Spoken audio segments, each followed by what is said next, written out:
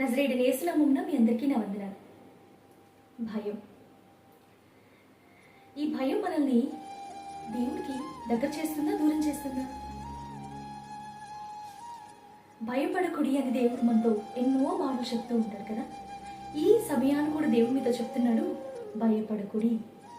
చూడండి, మత్తయి రాసిన సువార్త 1వ అధ్యాయము 20వ వచనంలో చూసినట్లయితే యోసేపుతో దూత చెప్తుంది, నీ యొక్క భార్య అయిన మరియను చేర్చుకునేందుకు భయపడవద్దు.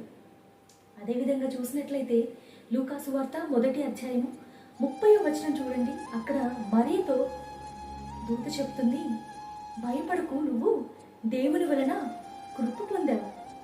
అదే 2వ అధ్యాయము 10వ వచనంలో చూసినట్లయితే ఆ గొర్రెల కాపరితో దూత చెప్తుంది, భయపడకుడి, మహా సంతోషకరమైన సువార్తమానమును నేను మీకు తెలియజేసేందుకు వచ్చి ఉన్నాను. నీకు నాకు కూడా దేవుడు చెప్తున్నాడు, భయపడకు. నువ్వు ఎటువంటి పరిస్థితులను ఎదుర్కొంటున్నా, నువ్వు ఎటువంటి స్థితిలో ఉన్నా, నిన్ను జనులందరూ దూషిస్తూ ఉన్నా, నిందిస్తూ ఉన్నా, భయపడకండి. ఎందుకంటే యెహోవా నీకు నాకు ఆశ్రయదుర్గముగా ఉన్నాడు.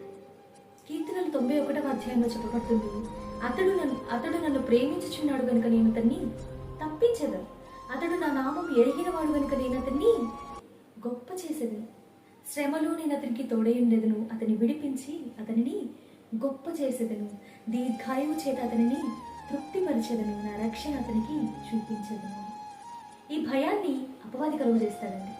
కానీ ఒకటి జ్ఞాపకపరచుకోండి, దేవుడు మనకిచ్చిన దత్తపుత్రాత్మ ప్రతి ఒక్క భయం నుంచి మనల్ని దూరం చేస్తుంది. భయం కలిగి ఉన్నావా? అదే మీరు ఆలోచిస్తూ ఉంటే ఏ విధంగా అంటే భయానికి మీరు భోజనం పెడుతూ ఉన్నట్టు. భయానికి భోజనం పెట్టకండి. మీ ఆలోచనలను బట్టి మీలో ఉన్న విశ్వాసానికి దేవుని యొక్క వాక్యాన్ని భోజనంగా ఇవ్వండి. ఆ దేవుని యొక్క వాక్యాన్ని మీరు ఎంతగా తింటారో మీలో విశ్వాసం అంతగా బలపడుతుంది. అప్పుడు భయం మీకు దూరంగా ఉంటుంది. అపవాదిని ఎదుర్కోండి, వాక్య ఖడ్గముతో ఎదుర్కోండి. దేవుడే చెప్తున్నాడు కదా, దేవునికి లోబడి అపవాదిని ఎదుర్కోండి. సర్వాంగ కవచాన్ని ధరించండి. సర్వాంగ కవచాన్ని మీరు తయారు చేసుకోండి అని వాక్యం చెప్పడం లేదండి. సర్వాంగ కవచం ఆల్రెడీ మీ కొరకు దేవుడు తయారు చేస్తున్నాడు. మీ పని ఏంటి? దాన్ని వేసుకోవడం మాత్రమే. భయపడకండి, దేవుడు మీకు తోడై ఉన్నాడు. దేవుడి వాక్యాన్ని దీవించిన గాక. Praise the lord.